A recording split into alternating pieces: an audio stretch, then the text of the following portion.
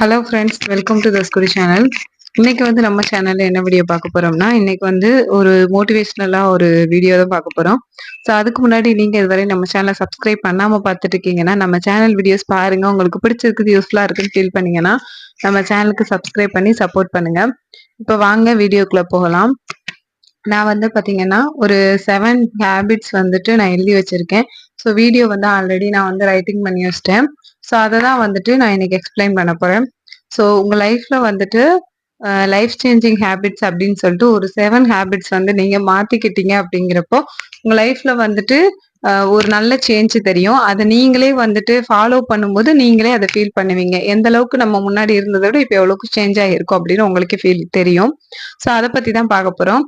So நம்ம சேனல்ல already வந்துட்டு money related video, gold related video நெறைய வீடியோஸ் வந்து நம்ம சேனல்ல போட்டிருக்கோம். ஸோ பார்க்காதவங்க நம்ம சேனல்ல வந்துட்டு நெறைய வீடியோஸ் இருக்கு. பிளேலிஸ்ட் தனியா இருக்கு. செக் பண்ணி பாருங்க. கண்டிப்பா யூஸ்ஃபுல்லா இருக்கும். இப்ப வாங்க வீடியோக்குள்ள போலாம். ஃபர்ஸ்ட் வந்து பாத்துட்டீங்கன்னா, உங்க லைஃப் சேஞ்ச் பண்ணணும் அப்படின்னா, ஒரே நாள்ல லைஃப் வந்து சேஞ்ச் ஆகாது. நீங்க டெய்லி ஒரு ஒரு பெர்சன்டேஜா நீங்க வந்து இம்ப்ரூவ் பண்ணும்போது தான் உங்க லைஃப் வந்து சேஞ்ச் ஆகும். ஸோ அதுல வந்துட்டு ஃபர்ஸ்ட் நீங்க ஒரு ஹேபிட் மாத்தணும் அப்படின்னா, காலையில நேரத்துக்கு எந்திரிக்கணும். ஸோ மார்னிங் வந்துட்டு நீங்க டெய்லியுமே நீங்க 5 மணி 4 மணி அப்படின்னு இல்லைனாலும் ஒரு காலையில வந்து நீங்க 5 மணில இருந்து 5:30 அந்த டைமிங்குள்ள எந்திரிக்கிற மாதிரி பாத்துக்கோங்க. அப்படி இல்லைன்னா ஒரு 4ல இருந்து 4:30 அதை விட கொஞ்சம் ஏர்லியரா அப்படின்னா 4ல இருந்து 4:30 இந்த டைமிங்குள்ள டெய்லி எந்திரிச்சுக்கோங்க. ஃபர்ஸ்ட் ஒரு 1 வீக் வந்து கஷ்டமா தான் இருக்கும். போன்ல வந்து அலாரம் செட் பண்ணிக்கோங்க. 1 வீக் ஆர் 2 வீக் கூட போன்ல அலாரம் செட் பண்ணிக்கோங்க. கரெக்டா வந்துட்டு 4:30க்கு அலாரம் வைங்க.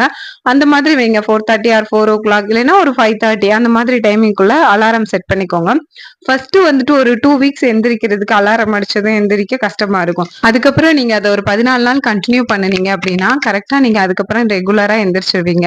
ஸோ ஃபர்ஸ்ட் வந்து உங்களுக்கு கஷ்டமா தான் இருக்கும். அதுக்கப்புறம் நீங்க மார்னிங் எந்திரிக்கும் போது உங்களுக்கு எப்பயுமே போல சீக்கிரமா எந்திரிச்சிருவீங்க. ஒரு சில நாள் நீங்க அதை கரெக்டா ஃபாலோ பண்றீங்கன்னா அதை விட இயர்லியராகவே எந்திரிப்பீங்க. ஸோ நான் அது ஃபாலோ பண்றதுனால அது சொல்றேன். ஃபர்ஸ்ட் அலாரம் வைக்கும் போது தான் உங்களுக்கு கஷ்டமா இருக்குமே தவிர அதுக்கப்புறம் நீங்களாவே எந்திரிச்சிருவீங்க. கரெக்டா அந்த டைமிங் உங்களுக்கு 5ல இருந்து 5:30 இல்லைன்னா 4ல இருந்து 4:30 அந்த டைமிங்குள்ள எந்திரிச்சிருவீங்க. ஸோ அதை வந்து மறக்காம வந்து அலாரம் வச்சு ஃபர்ஸ்ட் இன்னையில இருந்து ஸ்டார்ட் பண்ணுங்க. நீங்க அதுக்கப்புறம் இப்ப இன்னைக்கு நீங்க தூங்க போறீங்கன்னா அலாரம் வந்து வச்சுக்கோங்க. ஸோ அதுல இன்னையில இருந்து நீங்க ஸ்டார்ட் பண்ணுங்க. கரெக்டா 30 டேஸ்க்கு அதை ஃபாலோ பண்ணுங்க. அதுக்கடுத்து உங்க லைஃப் வந்து உங்க லைஃப்ல இருந்து ஒரு ஃபர்ஸ்ட் ஸ்டார்டிங் இந்த பழக்கம் தான். இதுக்கு அடுத்து உங்க லைஃப் வந்து இன்னுமே வந்து ரொம்ப நல்லா வரும். இன்னும் நீங்க லைஃப்ல வந்து என்ன கோல் வச்சிருக்கீங்களோ அதை நீங்க அச்சீவ் பண்றதுக்கு நீங்க மார்னிங் எந்திரிக்கணும். ஃபர்ஸ்ட் சீக்கிரம் எந்திரிக்கணும். அது உங்களுக்கு ரொம்ப முக்கியம். அண்ட் வந்து பாத்துட்டீங்கன்னா மார்னிங் வந்து நீங்க டெய்லியுமே சீக்கிரம் எந்திரிக்கிறீங்க அப்படின்னா எந்திரிச்சதுமே முதல்ல வந்துட்டு மொபைல் வந்து பார்க்காதீங்க. நீங்க நீங்க ஃபர்ஸ்ட் அலாரம் வச்சிருக்கீங்க அப்படின்னா எந்திரிச்சதும் நீங்க அந்த அலாரம் ஆஃப் பண்ணிருங்க. அதுக்கடுத்து பாத்துட்டீங்கன்னா நீங்க வந்து காலையில எந்திரிச்சதுமே நீங்க டைரி வச்சுக்கோங்க. டைரி ஆர் நோட் ஏதாவது ஒண்ணு வந்து வச்சுக்கோங்க. அதுல வந்து இன்னைக்கு நம்ம என்னென்ன ஒர்க் பண்ணணுமோ அதை வந்து எழுதுங்க. அது வந்து ரொம்ப முக்கியம். ஸோ அந்த லிஸ்ட் வந்து போட்டு வச்சுக்கோங்க. டு டூ லிஸ்ட் அந்த மாதிரி கூட நீங்க சொல்லிக்கலாம். அதை வந்து நீங்களே ஒரு நோட்ல வந்து மேக் பண்ணி வச்சுக்கோங்க. இன்னைக்கு இந்த ஒர்க் இருக்கு, இன்னைக்கு இந்த ஒர்க் இருக்கு, அதை எழுதி வச்சிருங்க.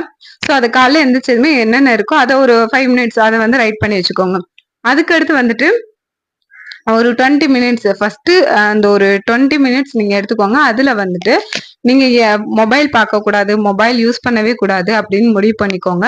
மொபைல் பாக்குறோம்னா ஃபர்ஸ்ட் வந்துட்டு ஒரு வீடியோ பார்ப்போம், இல்ல யாராவது ஒரு மெசேஜ் பண்ணிருப்பாங்க, அதுக்கு ரீப்ளை பண்ணணும்னு சொல்லிட்டு ஸ்டார்ட் பண்ணுவோம். அதுக்கு அடுத்து வந்துட்டு பாத்தீங்கன்னா அதுல இருந்து அப்படியே மொபைல் பார்த்துட்டே இருக்க ஆரம்பிச்சிருவோம்.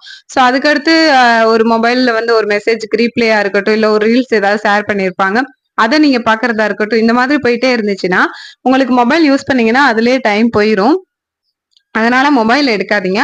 ஃபர்ஸ்ட் ஒரு 5 மினிட்ஸ் வந்துட்டு நோட்ல நீங்க ரைட் பண்ணுங்க. இன்னைக்கு என்னென்ன ஒர்க் இருக்கு, இன்னைக்கு எதாவது முடிக்கணும், எங்கேயாவது போக வேண்டிய ஒர்க் இருக்குன்னா அதை எப்படி போய் முடிக்கணும், எந்த டைமிங் போகணும், இந்த மாதிரி உங்களோட லிஸ்ட்டை எழுதி வச்சுக்கோங்க.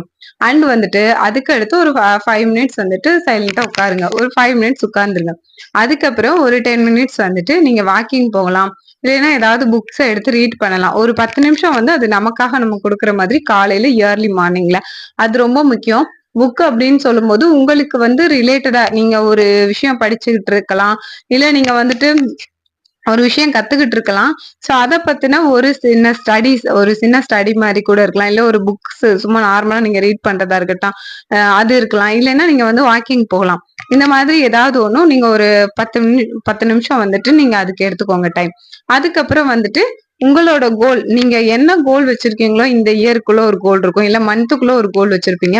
இல்லைன்னா ஒரு 6 மந்த்ஸ் கோல் அந்த மாதிரி வச்சிருப்பீங்க. சோ உங்க கோல வந்து நீங்க ஞாபகப்படுத்துங்க. அந்த கோலுக்கு நம்ம எந்த அளவுக்கு பாதி முடிச்சிருக்கோம், இன்னும் எவ்வளவுக்கு பாதி முடிக்கணும் அந்த மாதிரி நீங்க காலையில யோசிங்க. சோ உங்க மைண்ட்ல காலையிலேயே வந்துட்டு யோசிக்கிறது நல்ல எண்ணங்களா இருக்கணும்.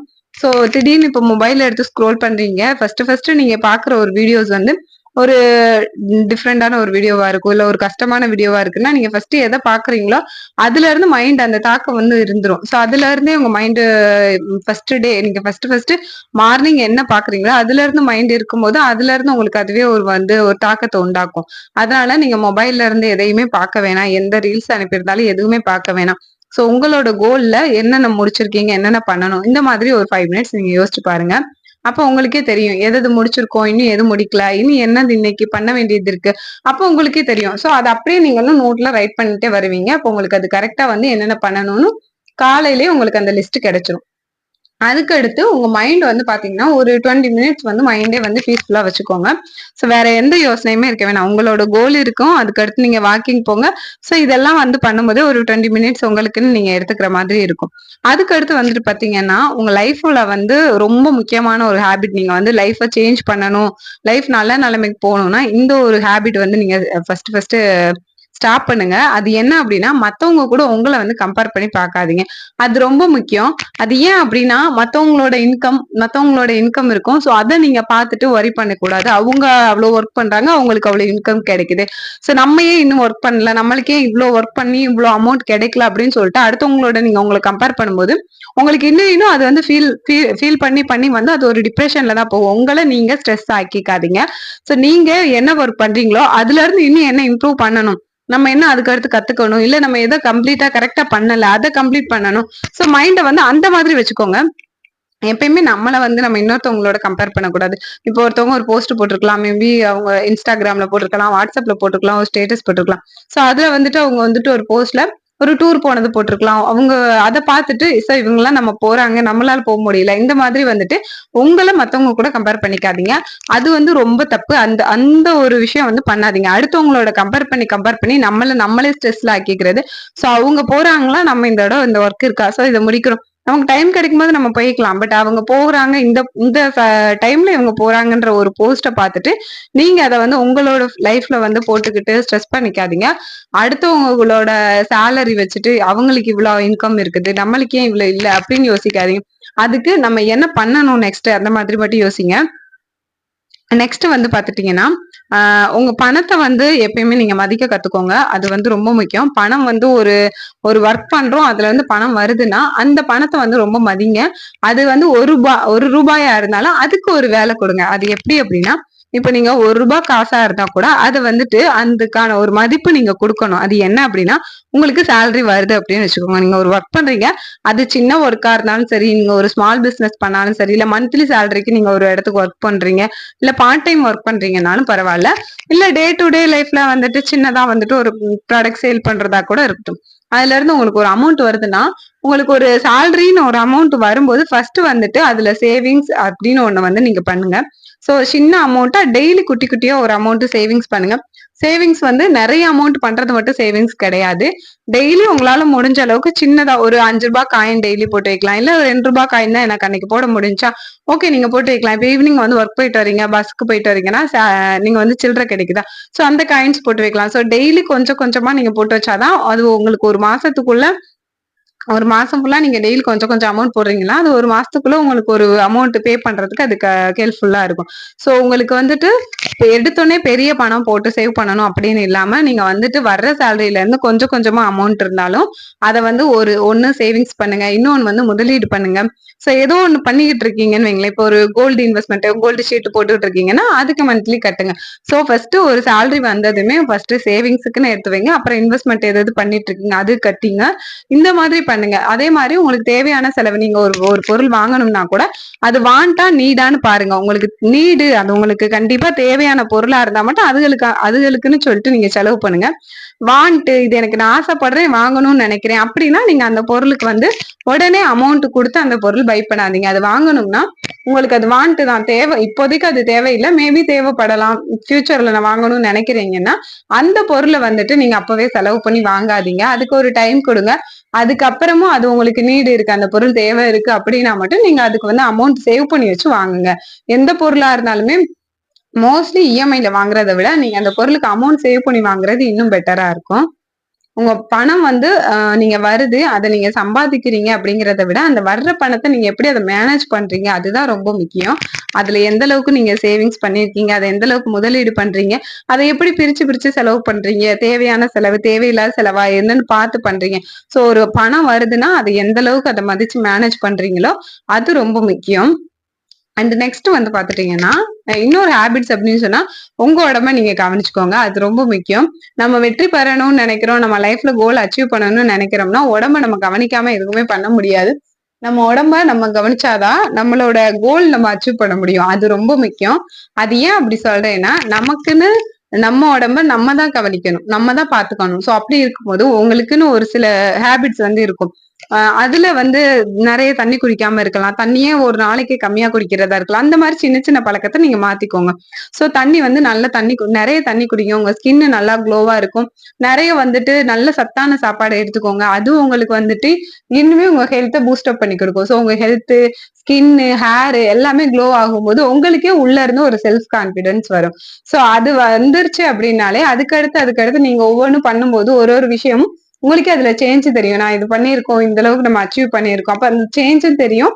சேம் டைம் நீங்க இன்னும் கொஞ்சம் உங்களை நீங்க இன்னும் கொஞ்சம் மோட்டிவ் பண்ணி நீங்களே வந்து க்ரோ அப் ஆகுவீங்க. அதுக்கடுத்து டெய்லி ஒரு 10 நிமிஷத்துல இருந்து ஒரு 30 நிமிஷத்துக்குள்ள டெய்லி வாக்கிங் போங்க. அது காலையில போகலாம், இல்ல ஈவினிங் போகலாம். ஸோ உங்களோட ஹேபிட்ஸ் கொஞ்சம் கொஞ்சம் உங்க லைஃப்பை சேஞ்ச் பண்ணும்போது ஒரு சில ஹேபிட்ஸ் மாத்துங்க. அதுதான் உங்களுக்கு வந்து அந்த லைஃப ஒரு கோ த்ரூ பண்ணி கொண்டு போகும்போது உங்க லைஃப் இன்னும் கொஞ்சம் சேஞ்ச் பண்ணி கொடுக்கும்.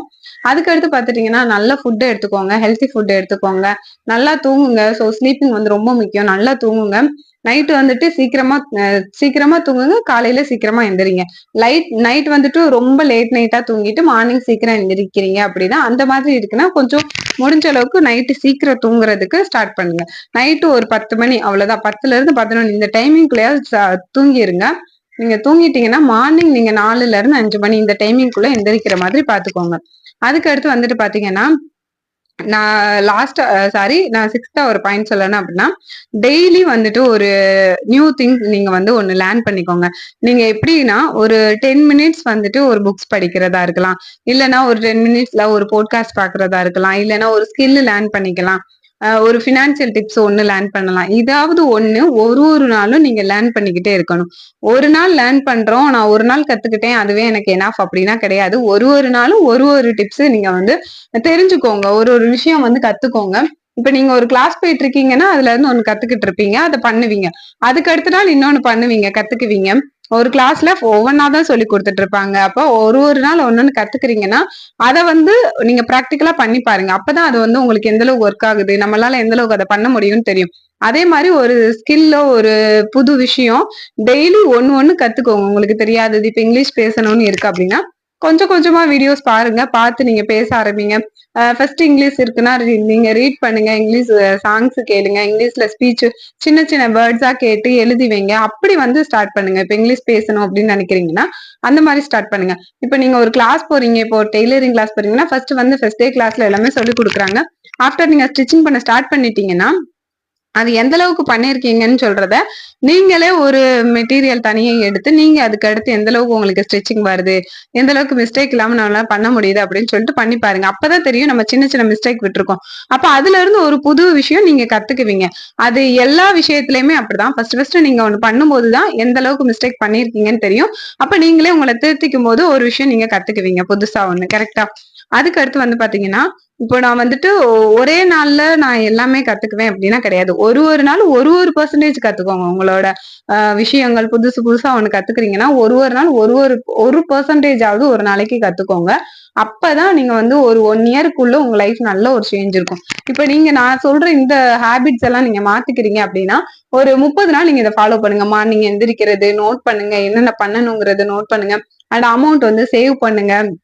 அதே மாரி அடுத்தவங்க கூட உங்கள கம்பேர் பண்ணாதீங்க. இந்த மாரி நான் சொன்ன எல்லா விஷயத்தையும் நீங்க ஒரு நாள் ஃபாலோ பண்ணா கரெக்ட்டா வராது. நீங்க அத ஒரு 30 நாளாவது நீங்க அத கரெக்ட்டா ஃபாலோ பண்ணணும். அப்பதான் உங்க லைஃப்ல ஒரு நல்ல ஒரு சேஞ்ச் இருக்கும்.